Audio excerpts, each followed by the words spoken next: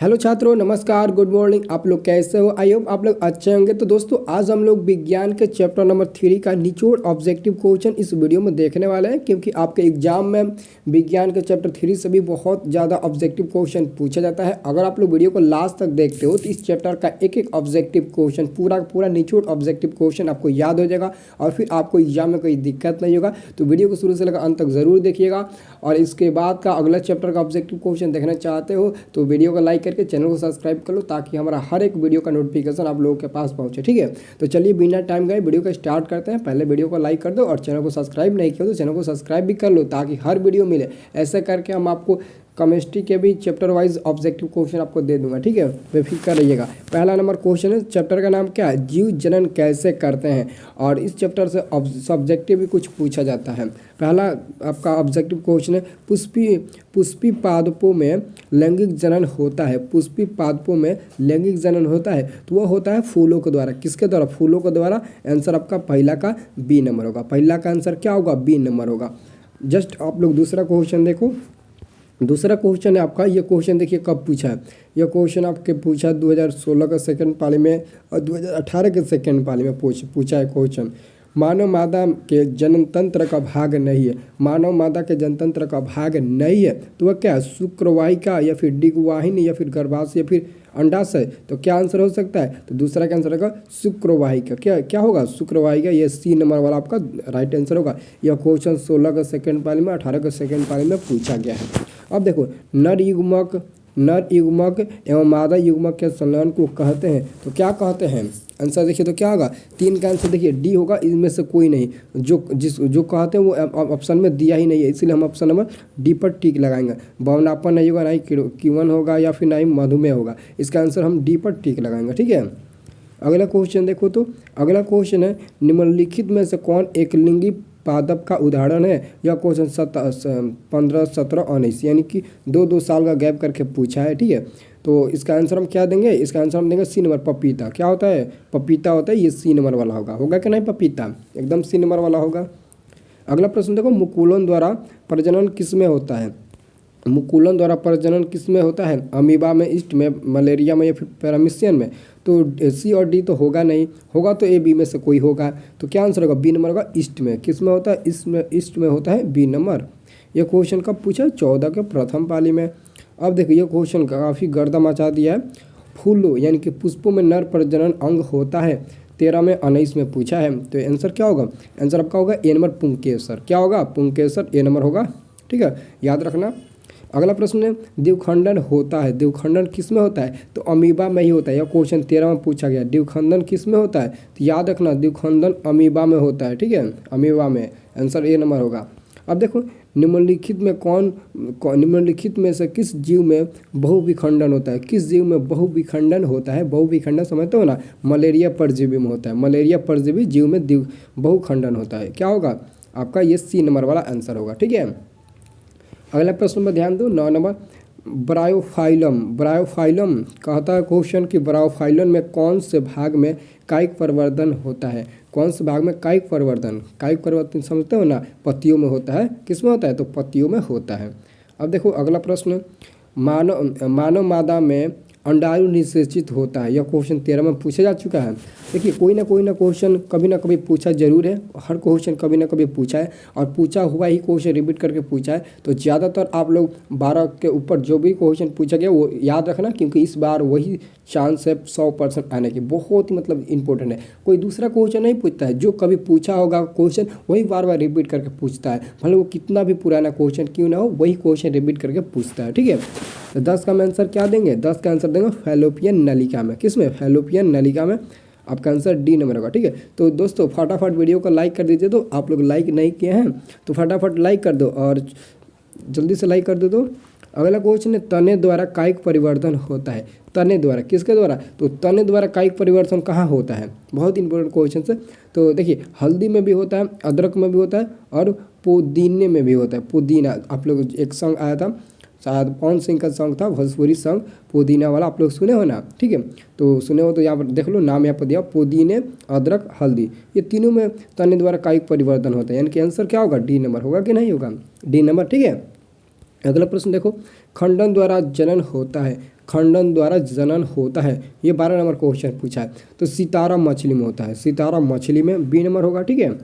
अब देखो अगला प्रश्न, कायिक परिवर्तन संभव है, कायिक परिवर्तन संभव है मतलब किसके द्वारा, तो इसका भी तो आंसर होना चाहिए डी नंबर, होगा कि नहीं होगा। कायिक परिवर्तन जड़ा द्वारा, तना द्वारा, पत्तियों द्वारा, यानी कि इसका भी आंसर होगा आपका डी नंबर, इसका भी आंसर क्या होगा, डी नंबर ही होगा। अगला प्रश्न पर ध्यान दो, तने पर अपस्थानिक कलियाँ पाई जाती है, तने पर अपस्थानिक कलियाँ पाई जाती है, 14 नंबर क्वेश्चन है। तो 14 का हम लोग आंसर देना चाहेंगे बी नंबर को, किसको, बी नंबर, आलू में, किस में, आलू, पोटैटो, आलू समझते हो ना, मतलब आलू बिना तो लालू भी मतलब जो गाना है ना, लालू बिना सरकार नहीं, ठीक है। तो आंसर क्या होगा, ये आपका बी नंबर होगा, ठीक है, याद रखना। अगला प्रश्न, मुकुलन द्वारा अलैंगिक जनन होता है, मुकुलन द्वारा अलैंगिक जनन किस में होता है, मुकुलन द्वारा अलैंगिक जनन, देखिए बहुत इंपॉर्टेंट क्वेश्चन है, हाइड्रा में, मटर में, शैवाल में, या फिर प्लाज्मोडियम में, 12 में पूछा है, 11 में पूछा है। तो 15 का आंसर आप लोग क्या देना चाहेंगे, वाह क्या मज़ा आ गया, ठीक है। हाइड्रा में पाया जाता है, किस में, हाइड्रा में, याद रखना। अब देखो अलैंगिक जनन मुकुलन द्वारा किस में होता है, मुकुलन द्वारा अलैंगिक जनन मतलब होता था, लेकिन अब पूछा अलैंगिक जनन मुकुलन, मुकुलन द्वारा होता है तो ईस्ट में या फिर अमीबा में, तो 16 का आंसर हम लोग बी नंबर दें, ईस्ट में। अब देखो दोनों क्वेश्चन में काफ़ी कन्फ्यूजन है आपको, ये 15 में और 18 में पूछा गया। तो देखो इसमें है मुकुलन द्वारा अलैंगिक जनन किस में होता है, तो हाइड्रा में। अब इसमें पूछा है कि अलैंगिक जनन मुकुलन द्वारा होता है, किस में होता है, तो ईस्ट में। आप लोग कहोगे कि हाइड्रा नहीं दिया है तो ईस्ट में होगा, ठीक है। वो क्वेश्चन अलग है, ये क्वेश्चन अलग है, ठीक है। अगला क्वेश्चन देखो 17 नंबर, 17 नंबर प्रश्न पर हम लोग आ चुके हैं। 17 नंबर प्रश्न का आता है, निम्न में से कौन मानव में मादा जनतंत्र का भाग नहीं है, तो उसको क्या बोलते हैं, शुक्रवाही क्या बोलते हैं, जो क्वेश्चन हम बता चुके हैं, जो क्वेश्चन हम आपको बता चुके हैं, मानव जनतंत्र का भाग नहीं है, क्वेश्चन नंबर 2 ही नंबर में आया था, ठीक है। 2 नंबर क्वेश्चन यही था, सेम टू सेम, ठीक है, शुक्रवाही का।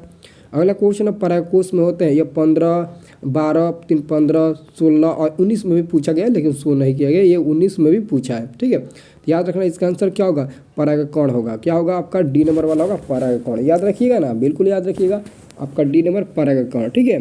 अगला क्वेश्चन पर ध्यान दो, अगला आपका प्रश्न है गतिशील, क्या है 9 नंबर प्रश्न का था कि गतिशील जनन कोशिका को नर युग्मक तथा जिन जनन कोशिका में भोजन का भंडार संचित होता है उसे क्या कहते हैं, उसे हम लोग क्या कहते हैं।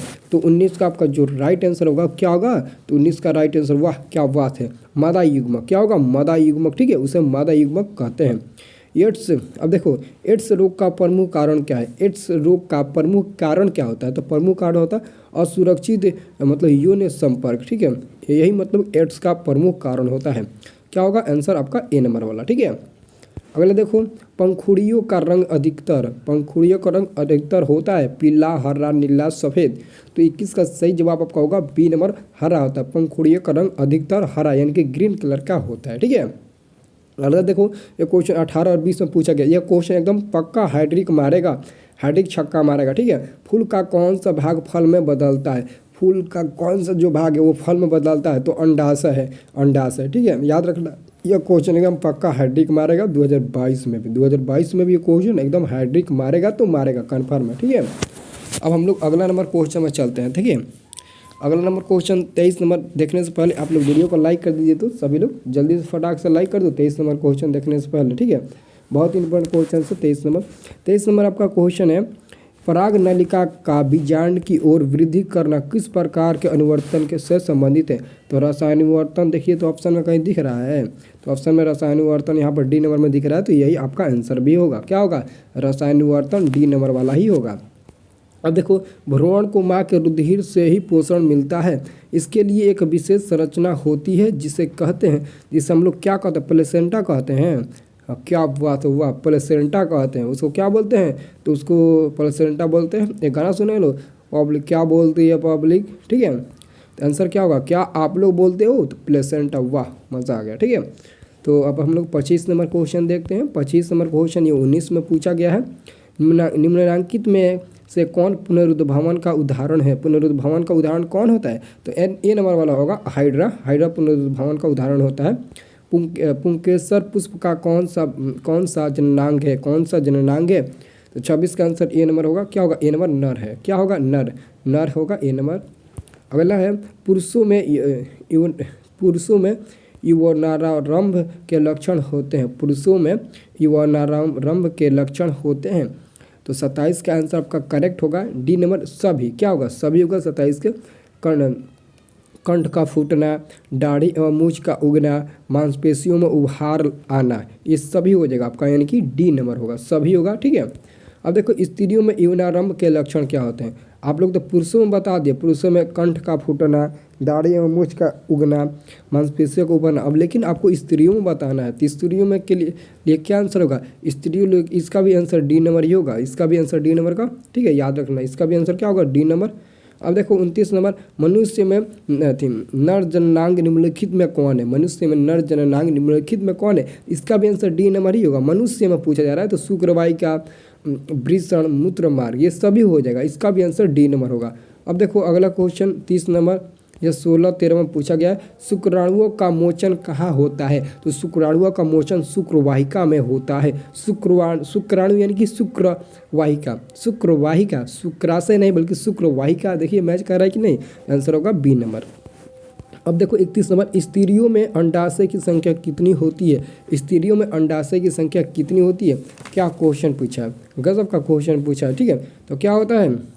2 होता है कि 1 होता है? इसका आंसर आप लोगों को कमेंट करके बताना है, बहुत इंपॉर्टेंट क्वेश्चन है, सभी को पता होगा स्त्रियों में अंडाशय की संख्या कितनी होती है। अब देखो 32 नंबर, मनुष्य में निषेचन के फलस्वरूप बनता है। मनुष्य में निषेचन के फलस्वरूप क्या बनता है? युग्मक नज बनता है, युग्मक नज, ये सी नंबर वाला होगा। ठीक है। अब देखो अगला क्वेश्चन 33 नंबर, वृषण में बने शुक्राणु संचित होते हैं। वृषण में बने शुक्राणु कहाँ संचित होते हैं? तो 33 का आंसर बी नंबर होगा, अधिवृषण में, अधिवृषण में। ठीक है। अगला, वैसे परिवर्तन जो जीवों के नियंत्रण से बाहर होते हैं कहलाते हैं। तो 34 का आंसर सी नंबर होगा, निकेत। क्या कहलाते हैं? निकेत कहलाते हैं। अगला क्वेश्चन है, एकलिंगी पुष्प का उदाहरण है। तो एकलिंगी पुष्प का उदाहरण क्या होता है? पपीता ना होता है। तो आंसर ए नंबर होगा कि नहीं होगा? क्वेश्चन 2 बार बता चुके हैं। ठीक है। अगला क्वेश्चन है 36 नंबर आपका, मानव जनन अंग किस आयु में परिपक्व एवं क्रियाशील होता है? तो 36 का हम लोग आंसर क्या देंगे? B number 18। क्या होगा? 18। अगला, शुक्राणु का निर्माण होता है। तो शुक्राणु का निर्माण कहाँ होता है? तो वृषण में होता है। शुक्राणु का निर्माण कहाँ पर? तो वृषण में। यह क्वेश्चन 18 में पूछा गया। ठीक है, 18 वाला क्वेश्चन याद रखिएगा। 38 नंबर क्वेश्चन आपसे पूछा जा रहा है। 38 नंबर, लिंग गुणसूत्र का पूर्ण जोड़ा पाया जाता है। लिंग गुणसूत्र का पूर्ण जोड़ा कहाँ पाया जाता है? तो 38 का बी नंबर, स्त्री में पाया जाता है, स्त्री में। ठीक है, यह 18 में पूछा गया। यह क्वेश्चन कब पूछा गया है? यह क्वेश्चन 18 में पूछा गया, याद रखना। ठीक है। अगला क्वेश्चन देखो, ये क्वेश्चन कब? 18 में। यह भी क्वेश्चन 18 में ही पूछा गया। क्वेश्चन है आपका कि हाइड्रा में प्रजनन की विधि निम्नलिखित में से कौन है? तो 39 यानी कि 39 का आंसर सी नंबर होगा। क्या होगा? मुकुलन में। क्या होगा? सी नंबर होगा कि नहीं होगा? अब देखो अंतिम क्वेश्चन आपसे पूछा जा रहा है, पुष्प का कौन सा भाग परागकण बनाता है? पुष्प का कौन सा भाग परागकण बनाता है? तो पुंकेसर, ये जो सी नंबर दिया ना, पुंकेसर, यही होगा। ठीक है, सी नंबर वाला होगा। ठीक है, 40 का आंसर क्या होगा? सी नंबर वाला। ठीक है, तो ये आपका चैप्टर 3 का पूरा निचोड़ ऑब्जेक्टिव क्वेश्चन है। ऐसे ही और 2 चैप्टर बढ़ता है, फटाफट उसको भी बता देते हैं। ठीक है, तो फटाफट वीडियो को लाइक कर दो, चैनल को सब्सक्राइब कर दो, ताकि उसका भी नोटिफिकेशन आप लोगों के पास पहुँच जाए और आप याद कर लो और एक बार रिविजन कर लो, अगर याद भी किए हैं तो। ठीक है, ताकि एग्जाम में अच्छे से अच्छे नंबर ला सको। तो आप लोग डेली हमारे साथ शाम 6 बजे लाइव क्लास करिएगा। हर सब्जेक्ट का रिवीजन प्लस टेस्ट लेते हैं, तो आप लोग ज़रूर आने की कोशिश करिएगा शाम 6 बजे। ठीक है, थैंक यू, बाय, मिलते हैं शाम के लाइव में। ठीक है।